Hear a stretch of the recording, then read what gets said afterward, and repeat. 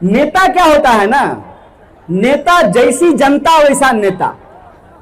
नेता को जो ही लगता है ना कि काम करने की क्या जरूरत है, सिर्फ जो है हिंदू मुसलमान करो और वोट ले लो, तो नेता काम नहीं करेगा। और नेता को अगर यह भरोसा हो जाए कि आप काम करिए नहीं करिए जनता तो वोट देगी ही, तो नेता अपने आप को नौकर मानना बंद कर देता है और नेता अपने आप को मालिक समझने लगता है। और हमारे देश में गजब हो गया है, आजकल नेता अपने आप को मालिक नहीं समझता है, नेता अपने आप को भगवान समझने लगा है। और नरेंद्र मोदी का बात सुने थे ना आप लोग, नरेंद्र मोदी एक टीवी वाला को बोला कि हमको कभी कभी लगता है कि हम अवतार हैं, हे प्रभु। अरे अवतार कृष्ण जी का है, अवतार राम जी का है, आपका कैसे अवतार हो गया प्रभु? और अवतार जो लोग होते हैं वो बायोलॉजिकल नहीं होते हैं, नॉन बायोलॉजिकल होते हैं। तो आप नॉन बायोलॉजिकल हैं तो फिर मशरूम क्यों खाते हैं, मुंह पे स्नो पाउडर क्यों लगाते हैं? आपको चलने के लिए 8,000 करोड़ का हवाई जहाज का क्या जरूरत है? आप तो हनुमान जी की तरह उड़ सकते हैं ना।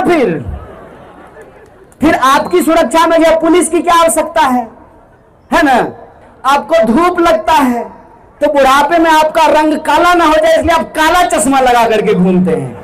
प्रभु, आप चुनाव जरूर जीत गए हैं, चोरी करके जीते हैं कि बेईमानी करके जीते हैं वो आपका मन जाने, लेकिन आप इंसान ही। भगवान होने का दावा बंद कर दीजिए, आप भगवान नहीं हैं। जैसे दिल्ली में मोदी जी को लगता है कि वो भगवान है, वैसे ही गुवाहाटी में हेमंता बिश्व शर्मा को भी लगने लगा है कि वो भगवान है। चोर कहीं का है?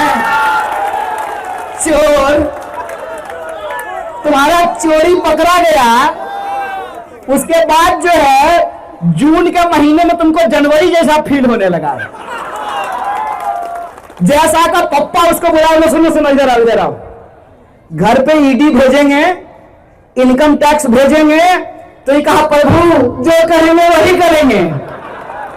डर से कांग्रेस छोड़ करके बीजेपी ज्वाइन कर लिया है और आज जो है मीडिया खरीद करके अपने आप को शेर समझता है। अरे गुब्बारा, एक स्विच चुभेगा ना पूरा हवा निकल जाएगा, पूरा हवा निकल जाएगा।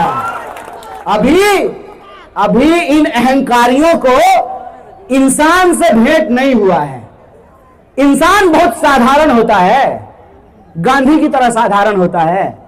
धोती पहना हुआ, साड़ी पहनी हुई, गमछा लपेटा हुआ, माथे पे घूंघट लगाए हुए, तिलक लगाए हुए, टोपी पहने हुए, दाढ़ी बढ़ाए हुए, शर्ट पैंट पहने हुए इंसान बड़े साधारण होते हैं।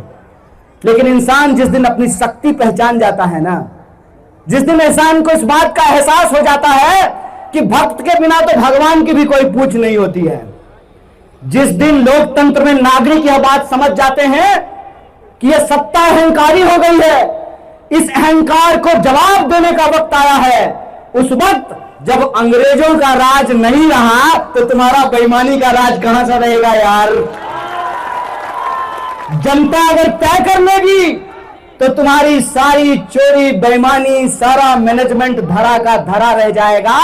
वो जनता का लूटा हुआ पैसा जिसको बांट करके तुमको लगता है तुम चुनाव जीत जाओगे, तो जनता मजा भी लेगी, तांबुल भी खाएगी और बढ़िया से तुमको 9 तारीख को टोपी पहनाएगी। इस बात का याद रखना।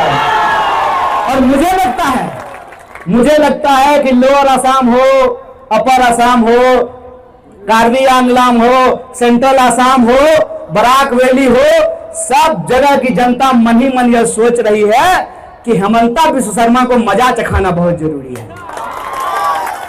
इसको बहुत घमंड हो गया है, इसको बहुत घमंड हो गया है कि लोकतंत्र को ये अपने पॉकेट में गिरवी रख लिया है। इसको घमंड हो गया है कि लोकतंत्र के गले में इसने चैन डाल दिया है। इसको घमंड हो गया है कि पैसे से किसी को भी खरीदा जा सकता है। याद रखना, ईमान बेईमानों का खरीदा और बेचा जाता है। ईमान वालों ने अगर तय कर लिया तो तुम्हारा धन धरा का धरा रह जाएगा, तुम्हारा वैभव धरा का धरा रह जाएगा और जनता परिवर्तन करेगी और आसाम में परिवर्तन होगा। यह बात आप लोगों को अपने मन में संकल्प की तरह लेना पड़ेगा। नेता अपने आप को राजा समझने लगा है और जनता को गुलाम, जनता को दास।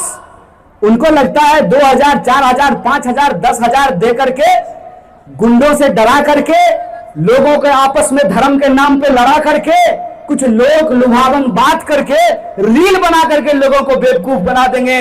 तो मैं आसाम की जनता से कहता हूं कि आसाम के लिए अगर सबसे ज्यादा गर्व की कोई बात है तो वो अहोम संस्कृति है और इस सरकार ने अहोम संस्कृति के ऊपर हमला किया है। इस हमले का जवाब देने का वक्त आ गया है। 9 तारीख को इस हमले का जवाब दिया जाए और ये जवाब देना इसलिए जरूरी है। अभी जब मैं बिहू का डांस देख रहा था, बिहू आने वाला है, बिहू के मौके पर हर बिहू के प्रोग्राम में जुबिंदा जाते थे और फ्री में जो है बिहू के उस कार्यक्रम में पार्टिसिपेट करते थे। इसीलिए आज भी आसाम की जनता जुबिंदा को याद कर रही है और इतना दिन हो गया है और अभी तक जो है उसको न्याय नहीं मिला है।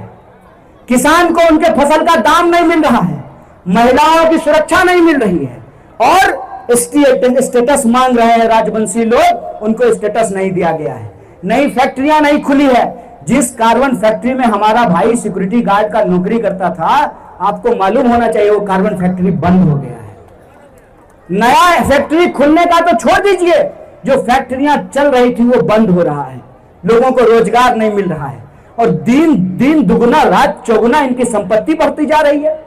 कोई ऐसा डिपार्टमेंट नहीं है जहां पे भ्रष्टाचार नहीं होता है। बोलिए घुसखोरी चल रही है ना सब जगह, हर जगह भ्रष्टाचार हो रहा है ना, तो उसका जवाब लीजिएगा ना। तो 4 मई बीजेपी, 4 मई बीजेपी, 4 मई। और हम एजीपी के लोगों को कहना चाहते हैं, देखिए आपका अलायंस जरूर है, आप तो चीफ मिनिस्टर नहीं बनिएगा ना। 2-4 गो एजीपी का नेता कमीशन ले लेगा, उससे आपका क्या होगा।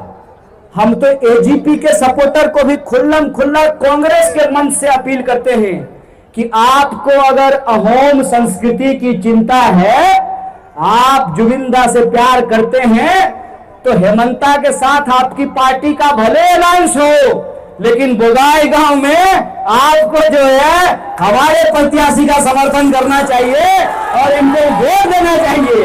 क्या कहते हैं, वोट दे, वोट दियो, वोट दियो, वोट दियो।